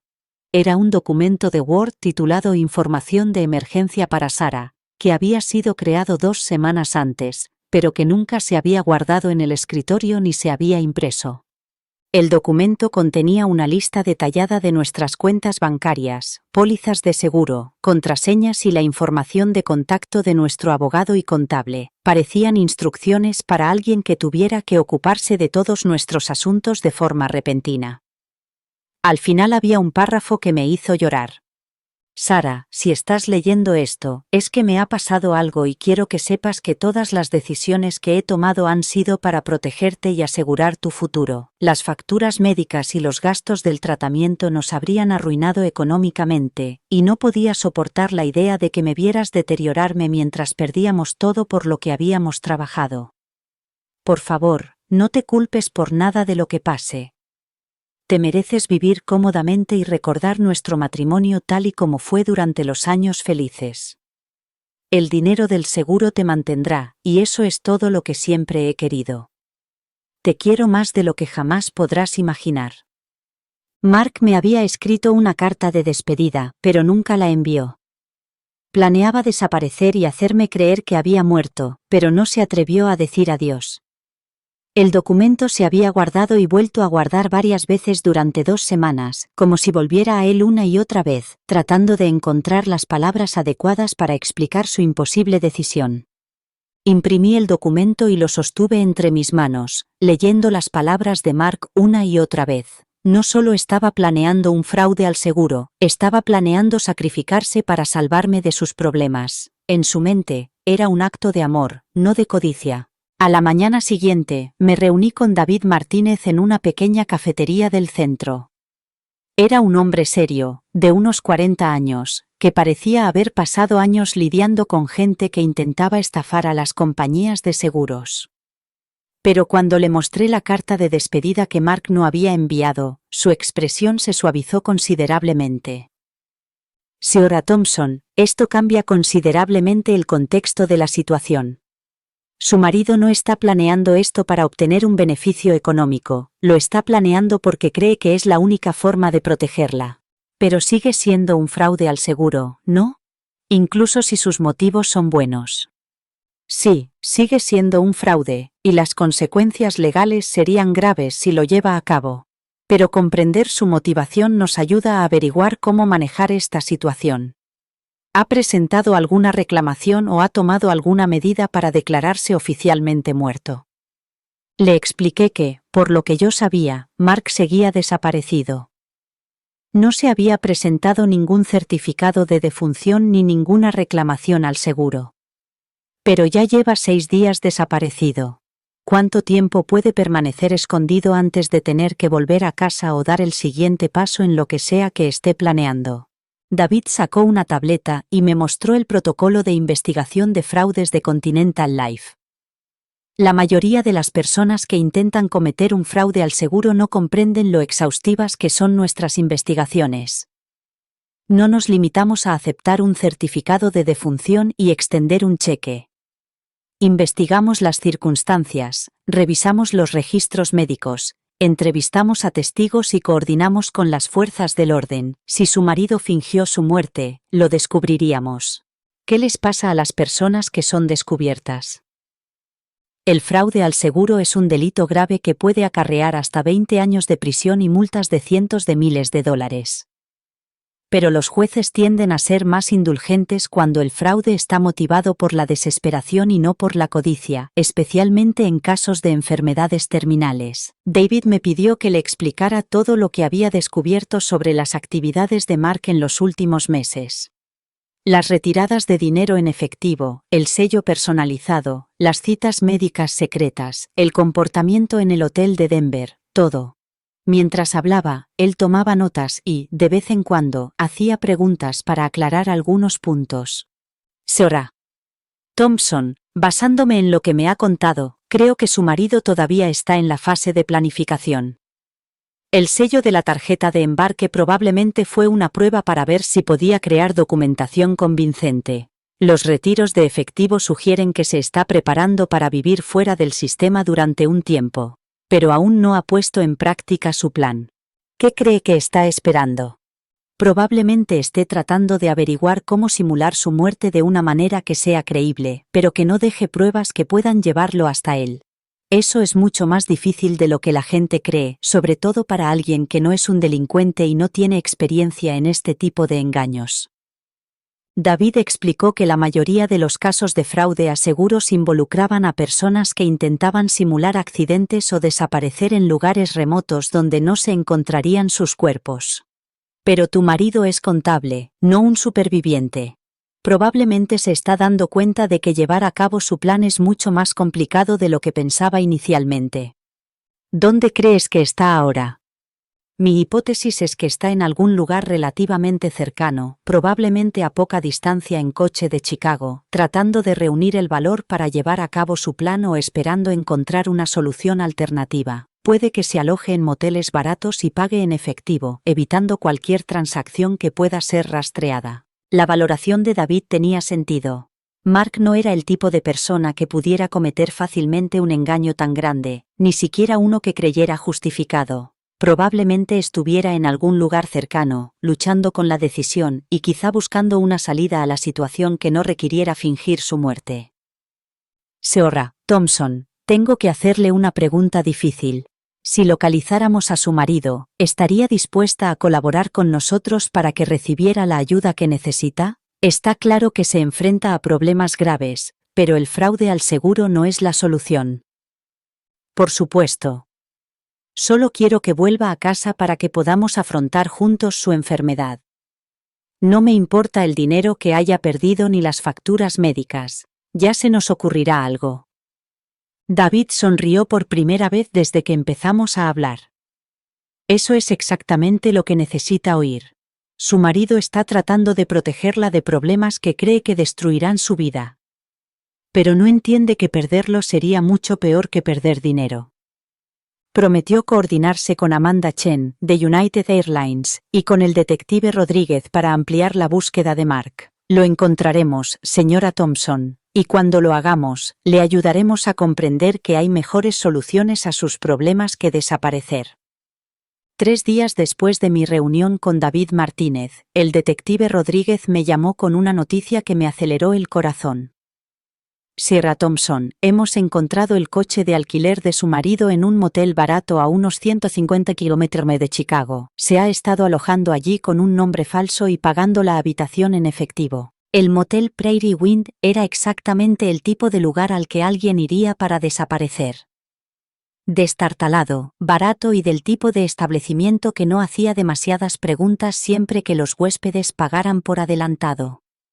Conduje hasta allí con el detective Rodríguez y David Martínez, con las manos temblorosas sobre el volante mientras seguía su coche camuflado por la carretera rural.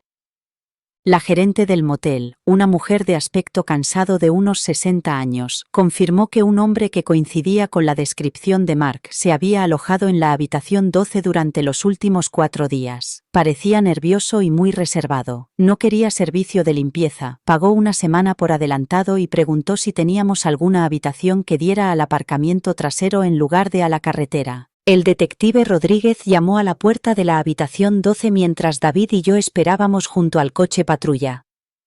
Mark Thompson, policía de Chicago, tenemos que hablar con usted. Al principio no hubo respuesta, pero luego oí movimiento dentro de la habitación. Después de lo que pareció una eternidad, la puerta se abrió y apareció Mark, sin parecerse en nada al hombre con el que me había casado 12 años atrás. Había perdido peso. Tenía el cabello despeinado y sus ojos tenían una expresión atormentada que me rompió el corazón. Cuando me vio detrás del detective, su rostro se descompuso. «Sara», susurró, y pude ver cómo se le llenaban los ojos de lágrimas. «No debías encontrarme». Empujé al detective Rodríguez y abracé a mi marido, sin importarme las implicaciones legales ni las preguntas que había que responder. Se sentía delgado y frágil en mis brazos, y podía sentir cómo temblaba mientras me abrazaba. «Mark, ¿en qué estabas pensando? ¿Cómo has podido hacerme pasar por esto?» «Intentaba protegerte», dijo con voz apenas audible. «El cáncer, las facturas médicas, el dinero que perdí.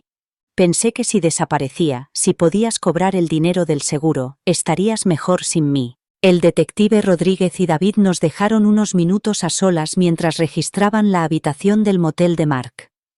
Dentro, encontraron cuadernos llenos de investigaciones sobre cómo simular accidentes, documentos de identidad falsos y planes detallados para crear pruebas de su propia muerte. Sobre la mesita junto a la ventana, estaba la tarjeta de embarque sellada, y varios documentos más que parecían ensayos para crear pruebas falsas. Mark, encontré tu carta, dije, sentándome en el borde de la cama del motel mientras él se sentaba en la única silla junto a la ventana. La que escribiste pero nunca enviaste. Sé lo del cáncer, lo del dinero que perdiste, lo sé todo. Parecía sorprendido de que hubiera descubierto sus secretos. No quería que lo supieras. Pensé que podría manejarlo todo yo solo, encontrar una manera de arreglarlo todo sin involucrarte. Pero ¿por qué no me lo dijiste? Estamos casados, se supone que debemos afrontar estas cosas juntos. Mark se derrumbó por completo y, entre sollozos, me explicó cómo le había devastado el diagnóstico de cáncer de páncreas. El médico me ha dicho que me quedan unos 6 meses, un año como mucho, incluso con tratamiento. Las terapias experimentales podrían darme más tiempo, pero cuestan cientos de miles de dólares y no las cubre el seguro. Ya he perdido nuestros ahorros para la jubilación intentando ganar suficiente dinero en la bolsa para pagar el tratamiento. Así que decidiste fingir tu propia muerte en lugar de dejarme ayudarte a luchar contra esto. No podía soportar la idea de que me vieras morir mientras perdíamos todo por lo que habíamos trabajado. Pensé que si desaparecía, podrías empezar de nuevo con el dinero del seguro. Podrías recordarme cómo era, no como un hombre moribundo que destruyó nuestro futuro financiero. David Martínez apareció en la puerta e interrumpió suavemente nuestra conversación. Señor Thompson, debo informarle de que está siendo investigado por intento de fraude al seguro. Sin embargo, dadas las circunstancias y el hecho de que no ha presentado ninguna reclamación falsa, nos gustaría colaborar con usted para resolver esta situación sin cargos penales. Mark me miró con desesperación en los ojos. Sara, no sé cómo arreglar esto, lo he empeorado todo. Lo resolveremos juntos, le dije, tomándole de la mano. Eso es lo que significa el matrimonio, pero primero tenemos que llevarte a casa y volver con tus médicos. El tiempo que nos quede, lo pasaremos juntos, sin huir de nuestros problemas. De vuelta en la comisaría, Mark se sentó frente al detective Rodríguez, David Martínez y a mí en una pequeña sala de interrogatorios, finalmente dispuesto a contar toda la verdad sobre su plan. Parecía agotado, pero aliviado, como si le hubieran quitado un gran peso de encima. Necesito que entiendan que Sara no sabía nada de esto, comenzó Mark, mirando directamente a David. No tenía ni idea del cáncer, de los problemas económicos ni de mi plan para desaparecer. La mantuve deliberadamente al margen porque no quería que se viera implicada en nada ilegal. El detective Rodríguez encendió una grabadora digital y pidió a Mark que empezara por el principio. Sr. Thompson, cuéntenos lo que ha pasado desde que le diagnosticaron hasta ahora. Mark explicaba con voz firme pero tranquila cómo el doctor Juan le había diagnosticado cáncer de páncreas 3 meses antes. Fue muy directa con el pronóstico. De 6 a 12 meses con el tratamiento estándar, posiblemente más con terapias experimentales que no cubre el seguro. Le pedí que no me pusiera en contacto con ningún servicio de apoyo ni con ningún terapeuta porque quería tiempo para asimilar la información por mí mismo. ¿Por qué no se lo dijo a su mujer inmediatamente? Pensé que podría arreglarlo todo antes de que Sara se enterara. Empecé a investigar estrategias de inversión que pudieran generar suficiente dinero rápidamente para pagar los costosos tratamientos.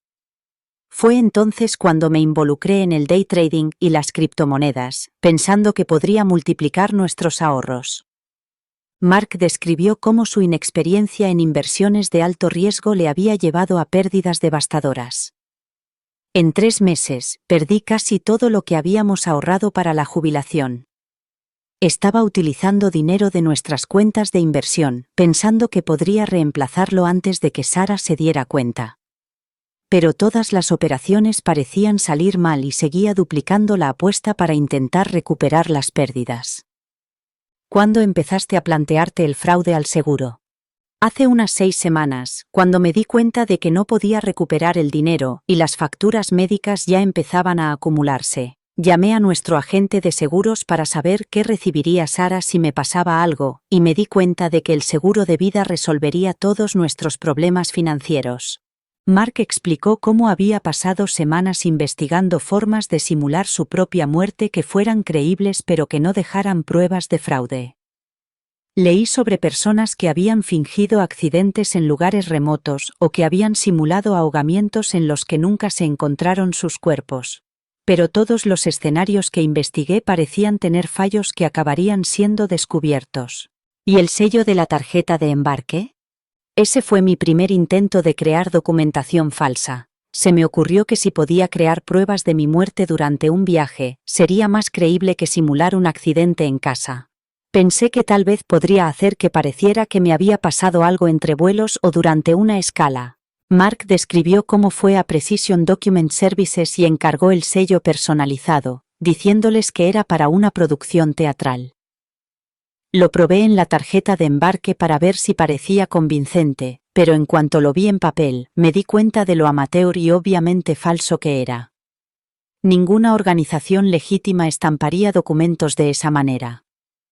¿Cuál era tu plan cuando fuiste a Denver?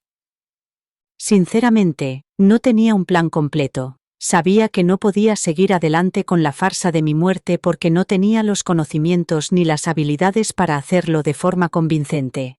Pero tampoco podía enfrentarme a volver a casa y contarle a Sara lo del cáncer y el desastre financiero en el que me había metido. Mark describió su último día en Denver, pasando horas en el centro de negocios del hotel buscando alternativas al fraude al seguro.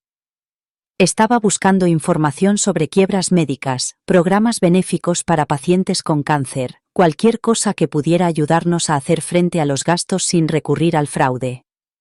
Pero todas las opciones que encontraba seguirían dejando a Sara en una situación financiera difícil. ¿Por qué no tomó el vuelo de regreso a casa? Llegué al aeropuerto con la intención de volver a casa y confesárselo todo a Sara. Pero sentado en la puerta de embarque, viendo cómo los demás pasajeros subían al avión, no pude hacerlo. No podía enfrentarme a ella para decirle que me estaba muriendo y que, además, había destruido nuestra seguridad económica. David Martínez se inclinó hacia adelante en su silla. Señor Thompson, ¿qué pensaba hacer en el motel? No podía quedarse allí indefinidamente. La voz de Mark se quebró ligeramente. Estaba tratando de reunir el valor para llevar a cabo alguna versión de mi plan original o llamar a Sara y confesarle todo. Sabía que no podía seguir escondido mucho más tiempo, pero me paralizaba la idea de destruir su vida con mis problemas. Mark, dije en voz baja, esconderte de mí estaba destruyendo mi vida. No saber dónde estabas ni qué había pasado era peor que cualquier problema financiero al que pudiéramos enfrentarnos juntos. 2 semanas después de que Mark regresara a casa, nos encontramos sentados en el despacho de la abogada Jennifer Walsh, tratando de comprender las implicaciones legales de su intento de fraude. David Martínez nos había recomendado a Jennifer como especialista en delitos de cuello blanco relacionados con situaciones de desesperación médica y financiera. Jennifer era una mujer compasiva de unos 40 años que había llevado varios casos similares de personas que habían considerado cometer fraude al seguro debido a gastos médicos abrumadores. Mark, la buena noticia es que nunca presentaste una reclamación fraudulenta ni enviaste documentación falsa a la compañía de seguros. Desde el punto de vista legal, lo que hiciste fue prepararte para cometer un fraude, pero no lo llevaste a cabo. ¿Qué significa eso en términos de cargos penales?, pregunté. Los fiscales tienen cierta discreción en este caso.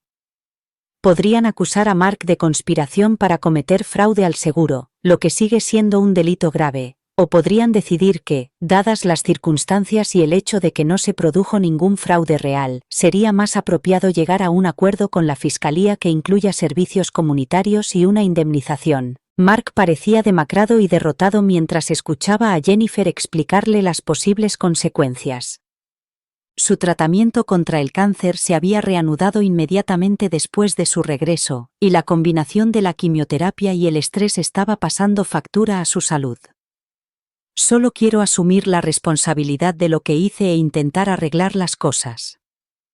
Jennifer le explicó que la Fiscalía Federal todavía estaba revisando el caso, pero que David Martínez había abogado enérgicamente por la indulgencia, dada la motivación de Mark y su cooperación con la investigación. La compañía de seguros está convencida de que no se produjo ningún fraude y está dispuesta a mantener la póliza de Mark sin cancelarla, siempre y cuando él acepte ciertas condiciones. ¿Qué tipo de condiciones? Visitas periódicas al Departamento de Investigación, información completa sobre cualquier cambio en su estado de salud o tratamiento, y aceptar recibir asesoramiento para abordar los problemas subyacentes que llevaron a esta situación. La detective Rodríguez también había sido favorable en su informe final, haciendo hincapié en que las acciones de Mark estaban motivadas por la desesperación y el amor por su familia, y no por la codicia. Señaló que usted reveló voluntariamente todo lo que sabía una vez que fue descubierto y que cooperó activamente con la investigación, dijo Jennifer. La preocupación más inmediata era nuestra situación financiera. Los gastos médicos de Mark aumentaban rápidamente y habíamos perdido la mayor parte de nuestros ahorros en sus inversiones fallidas. Jennifer nos puso en contacto con un asesor financiero especializado en quiebras médicas y programas de asistencia benéfica para pacientes con cáncer. Hay recursos disponibles que probablemente no conozcan, nos explicó el asesor durante nuestra primera reunión. Muchos hospitales tienen programas de asistencia benéfica para pacientes con dificultades económicas, y hay empresas farmacéuticas que proporcionan medicamentos gratuitos a personas que cumplen determinados requisitos de ingresos y necesidades médicas. Nos enteramos de que el Northwestern Memorial Hospital, donde Mark estaba recibiendo tratamiento, tenía un programa integral de asistencia financiera que podía cubrir hasta el 90% de sus gastos médicos. Tendrán que proporcionar información financiera detallada y demostrar que no pueden pagar el costo total del tratamiento, pero según lo que me han contado sobre su situación, deberían cumplir los requisitos para recibir una ayuda significativa. La empresa farmacéutica que fabricaba los medicamentos de quimioterapia de Mark también tenía un programa de asistencia al paciente que le proporcionaría los medicamentos sin coste alguno una vez completado el proceso de solicitud. Estos programas existen específicamente para situaciones como la suya, dijo el asesor. No está pidiendo caridad, está accediendo a recursos que se crearon para ayudar a los pacientes con cáncer a centrarse en el tratamiento en lugar de en las preocupaciones económicas. Mark lloró cuando salimos de la reunión, abrumado al darse cuenta de que siempre había habido soluciones legítimas a nuestros problemas económicos. Estaba tan centrado en intentar arreglarlo todo yo solo que nunca investigué qué ayuda había realmente disponible. Nos he metido a los dos en esta pesadilla para nada. Estabas asustado e intentabas protegerme, le dije, cogiéndole de la mano mientras caminábamos hacia el coche. Cometiste errores, pero tu intención era buena.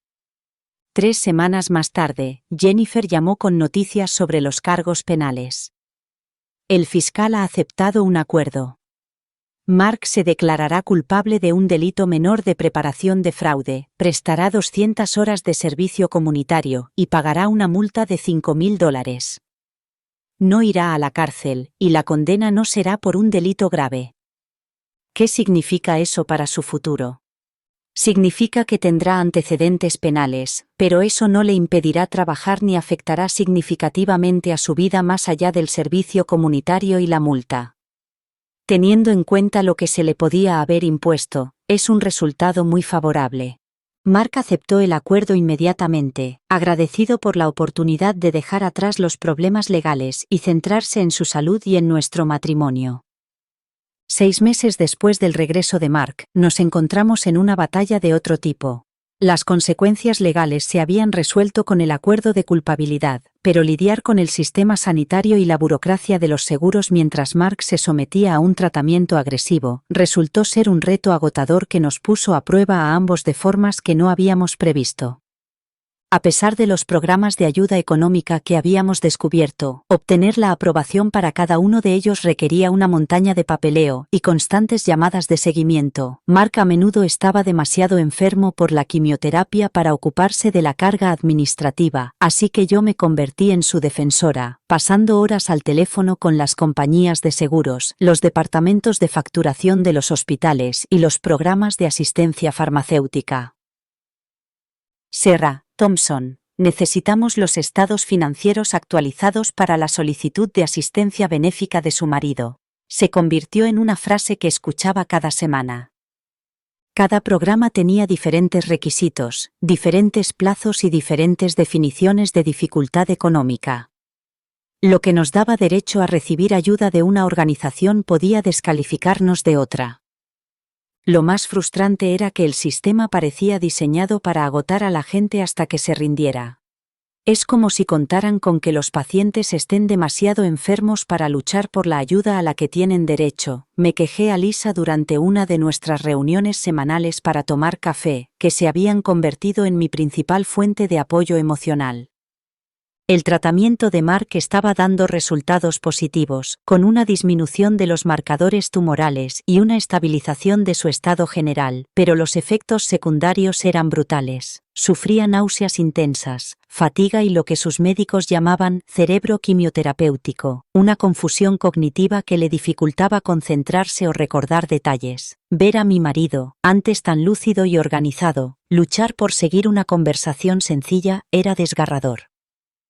Siento que me estoy convirtiendo en una carga, me dijo Mark una noche después de que pasara 3 horas al teléfono tratando de resolver un error de facturación que había dado lugar a una carta amenazadora de una agencia de cobros. No deberías tener que pasar tu vida gestionando mis problemas. No es culpa tuya, le recordé por enésima vez. El sistema es el que falla, no tú.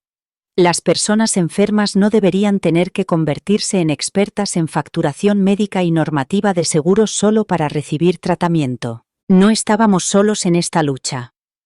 El grupo de apoyo al que Mark había accedido a asistir a regañadientes estaba lleno de pacientes con cáncer y sus familias que se enfrentaban a pesadillas burocráticas similares. Eran habituales las historias de personas a las que se les había denegado la cobertura de tratamientos que les podían salvar la vida, familias que se habían declarado en quiebra a pesar de tener seguro y pacientes que habían interrumpido el tratamiento porque no podían pagar los copagos. La compañía de seguros rechazó mi solicitud del nuevo fármaco de inmunoterapia, compartió Janet, una mujer de unos 50 años con cáncer de ovario. Dijeron que es experimental, aunque mi oncólogo dice que es mi mejor oportunidad para sobrevivir a largo plazo. Mi marido y yo estamos apelando la decisión, pero eso podría llevar meses. Mark encontró solidaridad en otros hombres del grupo que habían luchado con sentimientos similares de fracaso e insuficiencia cuando sus enfermedades trastornaron sus roles como proveedores y protectores. Pasé toda mi vida adulta creyendo que mi trabajo era cuidar de mi familia económicamente, dijo al grupo durante una sesión. Cuando enfermé y no pude trabajar, y cuando nuestros ahorros se esfumaron con los gastos médicos, sentí que había fracasado en lo más básico. La facilitadora del grupo, una trabajadora social llamada Patricia que llevaba 15 años trabajando con familias afectadas por el cáncer, ayudó a Mark a comprender que sus sentimientos eran normales, pero no acertados. El sistema sanitario estadounidense supone una enorme carga económica para las familias que se enfrentan a enfermedades graves. El hecho de que no puedas superar esa carga por ti solo no te convierte en un fracaso como marido. A pesar de las dificultades, estábamos avanzando. Mark cumplía con su obligación de realizar servicios comunitarios trabajando como voluntario en el mismo hospital donde recibía tratamiento. Ayudaba a otros pacientes a navegar por los programas de asistencia financiera y los problemas con los seguros que nosotros habíamos aprendido a gestionar a base de prueba y error. Es irónico, dijo Mark un día después de pasar la mañana ayudando a un anciano a solicitar asistencia farmacéutica. Casi destruyo nuestro matrimonio tratando de protegerte de los problemas económicos, y ahora estoy ayudando a otras personas a lidiar con los mismos problemas que yo tenía tanto miedo de enfrentar. Su trabajo voluntario se convirtió en una fuente de propósito durante su tratamiento. Ayudar a otras familias a evitar los errores que él había cometido y conectarlas con los recursos que él deseaba haber conocido antes le dio sentido a su experiencia y lo ayudó a procesar la culpa que sentía por el engaño que había intentado. 8 meses después de la desaparición de Mark, nos encontramos en un tribunal federal para la audiencia de sentencia. Aunque había aceptado un acuerdo con la fiscalía, el juez quería escuchar directamente a Mark sobre sus acciones y motivaciones antes de dictar sentencia. Me senté en la galería detrás de la mesa de la defensa, viendo a mi marido prepararse para reconocer públicamente sus errores. Los tribunales federales son lugares intimidantes, diseñados para enfatizar la gravedad de los procedimientos legales. Los techos altos, los paneles de madera oscura y el ambiente formal hacían que todo pareciera más serio y trascendental. La jueza Patricia Hernández tenía fama de ser justa pero minuciosa, y era evidente que había leído todos los documentos del expediente de Mark. Sir Thompson, comenzó la jueza Hernández, he revisado su caso exhaustivamente, incluida la evaluación psiquiátrica, las cartas de su equipo médico y las declaraciones de su esposa y su familia. Se trata de una situación inusual que plantea importantes cuestiones sobre cómo nuestro sistema sanitario afecta a las familias que se enfrentan a una enfermedad terminal. La abogada de Mark, Jennifer Walsh, le había preparado para este momento, pero pude ver que le temblaban las manos mientras se ponía de pie para dirigirse al tribunal. Señoría, quiero empezar reconociendo que lo que planeé hacer estaba mal, independientemente de mis motivaciones. Entiendo que el fraude al seguro socava el sistema que proporciona seguridad a todas las familias, no solo a la mía. Cuénteme cómo tomó la decisión, señor Thompson. ¿Cómo un hombre sin antecedentes penales llegó a planear un engaño tan elaborado? Mark habló con voz firme pero tranquila mientras explicaba su proceso mental tras el diagnóstico de cáncer. Su señoría, cuando el doctor Wang me dijo que tenía cáncer de páncreas con un pronóstico muy desfavorable, mi primer instinto fue proteger a mi esposa de la carga emocional y económica que supondría mi enfermedad. Pensé que si podía encargarme de todo yo solo, ella no tendría que sufrir viéndome morir mientras perdíamos los ahorros de toda nuestra vida. Pero seguro que entendía que su desaparición causaría un enorme sufrimiento a su esposa. Ahora me doy cuenta de lo egoísta y miope que era mi forma de pensar. Estaba tan centrado en proteger a Sara de problemas futuros que no pensé en cómo mis acciones la harían sufrir de inmediato. Tampoco investigué qué opciones legítimas había disponibles para ayudar a familias en nuestra situación. El juez Hernández preguntó a Mark por las pérdidas económicas que había sufrido por el juego y las inversiones de alto riesgo. Señor Thompson, usted perdió importantes cantidades de dinero en operaciones bursátiles arriesgadas. ¿Cómo influyó eso en su decisión de cometer fraude al seguro? Su señoría, entré en pánico cuando me di cuenta de cuánto dinero había perdido tratando de conseguir fondos para mi tratamiento médico. En lugar de ser sincero con mi esposa sobre el diagnóstico y los problemas económicos, me convencí de que el fraude al seguro era la única manera de arreglar todo. Me equivoqué al tomar esas decisiones sin involucrar a mi esposa. El fiscal adjunto de los Estados Unidos Michael Roberts, habló brevemente sobre la gravedad del fraude al seguro y la necesidad de imponer penas disuasorias. Sin embargo, reconoció las circunstancias inusuales del caso de Mark y apoyó el acuerdo de culpabilidad que se había alcanzado. Su señoría, aunque las acciones del señor Thompson podrían haber causado pérdidas económicas importantes a la compañía de seguros, en realidad nunca presentó una reclamación fraudulenta ni documentación falsa. Su cooperación con la investigación y su evidente arrepentimiento sugieren que comprende la gravedad de sus errores. La doctora Patricia Wang testificó sobre el estado de salud y el pronóstico de Mark, explicando cómo los diagnósticos de cáncer terminal a menudo conducen a la depresión, la ansiedad y la toma de decisiones erróneas. Las acciones del señor Thompson, aunque ilegales, son coherentes con el impacto psicológico de enfrentarse a una enfermedad terminal sin un sistema de apoyo emocional adecuado. Jennifer Walsh presentó cartas de nuestra familia, amigos y del grupo de apoyo para enfermos de cáncer de Mark, en las que se destacaba su carácter y las circunstancias excepcionales que le llevaron a tomar una decisión equivocada. Su señoría, el Sr. Thompson no es un delincuente que está enfermo, es un hombre enfermo que tomó una decisión terrible mientras se enfrentaba a la experiencia más aterradora de su vida. Cuando me tocó hablar, me puse de pie en el atril y miré directamente a la jueza Hernández. Su señoría, mi marido cometió graves errores, pero lo hizo por amor, no por codicia. Intentaba protegerme de los problemas que pensaba que destruirían nuestra vida juntos. Lo que no entendió es que perderlos sería mucho peor que perder dinero. La jueza Hernández escuchó atentamente todos los testimonios antes de anunciar su decisión. Sr. Thompson, sus acciones fueron graves y podrían haber tenido consecuencias importantes. Sin embargo, estoy convencida de que comprende la gravedad de sus errores y que es poco probable que los repita. Acepto el acuerdo de culpabilidad y le condeno a 200 horas de servicios comunitarios, $5.000 de multa y 2 años de libertad condicional supervisada. Un año después de la sentencia de Mark, nuestras vidas se habían estabilizado en una nueva normalidad que ninguno de nosotros podría haber imaginado durante aquellos días aterradores en los que estuvo desaparecido. El tratamiento contra el cáncer de Mark estaba dando resultados muy satisfactorios. Las últimas pruebas no mostraban signos de crecimiento tumoral y los marcadores habían disminuido considerablemente. Su oncóloga describió con cautela su respuesta como «mejor de lo esperado», aunque nos advirtió que fuéramos con cuidado.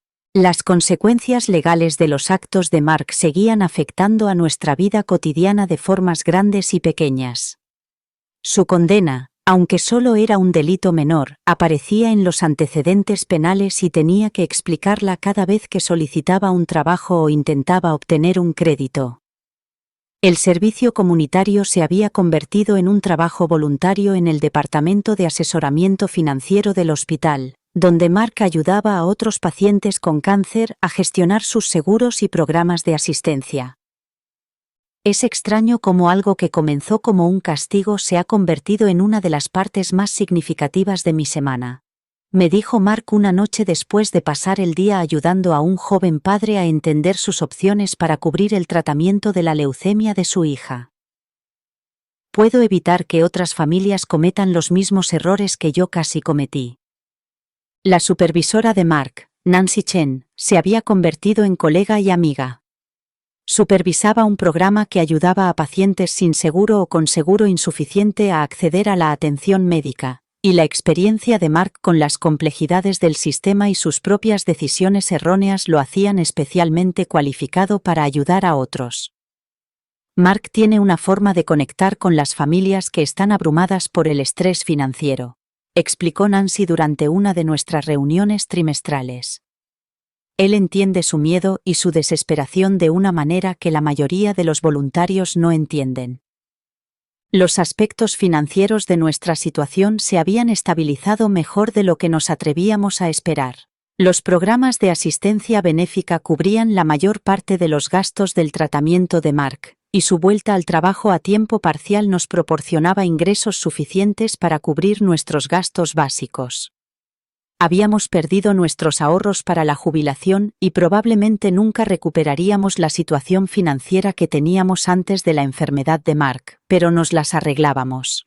No somos las mismas personas que éramos hace 2 años, reflexioné durante una de nuestras sesiones de terapia con la doctora Rebeca Martínez, la terapeuta que nos había estado ayudando a reconstruir nuestro matrimonio y nuestros patrones de comunicación.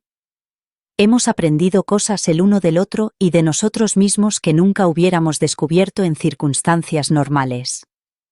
La doctora Martínez había estado trabajando con nosotros para abordar los problemas de confianza que surgieron a raíz de los meses de engaños de Mark.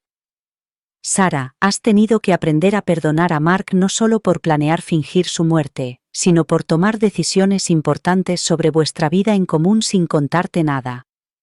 Eso es una traición importante a la relación, incluso cuando las motivaciones eran protectoras. Para Mark, la terapia se centró en comprender por qué se había sentido obligado a manejar todo solo y en aprender a incluirme en las decisiones difíciles. Crecí creyendo que proteger a mi familia significaba protegerla de los problemas, explicó durante una sesión. Nunca se me ocurrió que el secretismo pudiera ser más dañino que la honestidad.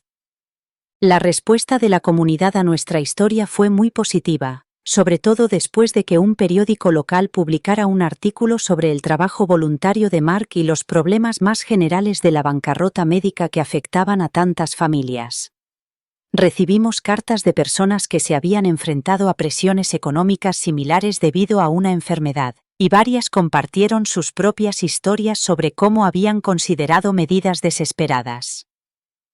La historia de tu marido probablemente ha evitado que otras personas cometan errores similares, escribió una mujer cuyo padre había sido diagnosticado con una enfermedad renal crónica muy costosa. Leer sobre su experiencia ayudó a nuestra familia a comprender que pedir ayuda no es vergonzoso y que hay recursos disponibles si sabes dónde buscarlos. La relación de Mark con su familia extensa se había tensado tras revelar su engaño, especialmente con su hermano David, que se sintió herido porque Mark no había confiado en él lo suficiente como para pedirle ayuda. Podría haberte ayudado con los gastos médicos, le dijo David durante una difícil cena familiar. Somos hermanos, para eso está la familia. Reconstruir esas relaciones fue un proceso continuo que requirió que Mark reconociera repetidamente sus errores y demostrara que había aprendido de ellos. No puedo deshacer el daño que causé al alejar a todos, le dijo a David durante una de sus llamadas semanales, que se habían convertido en parte de su esfuerzo por mantener una comunicación honesta.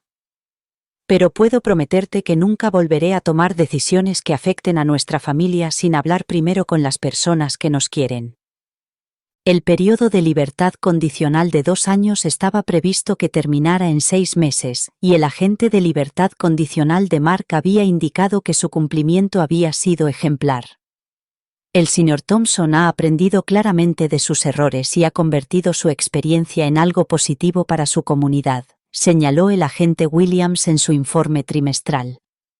2 años y medio después de aquella aterradora llamada de United Airlines, Mark y yo estábamos sentados en la consulta de la doctora Huang recibiendo una noticia que apenas nos atrevíamos a esperar.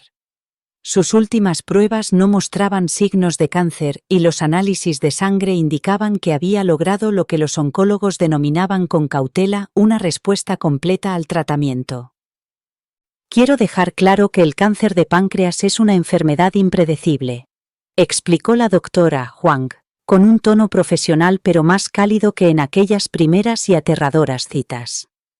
Seguiremos vigilándole de cerca, pero su respuesta al tratamiento ha sido extraordinaria. Usted se encuentra entre el pequeño porcentaje de pacientes que logran una remisión a largo plazo.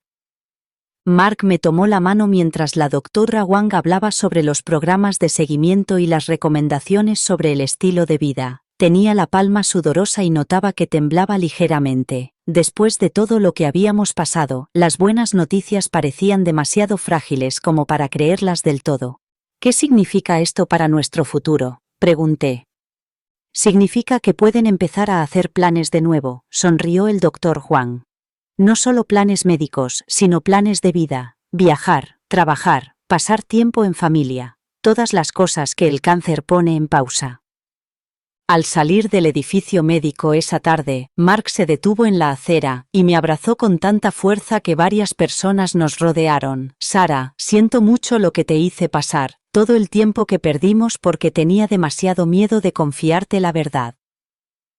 No perdimos tiempo, le dije, abrazándolo con fuerza.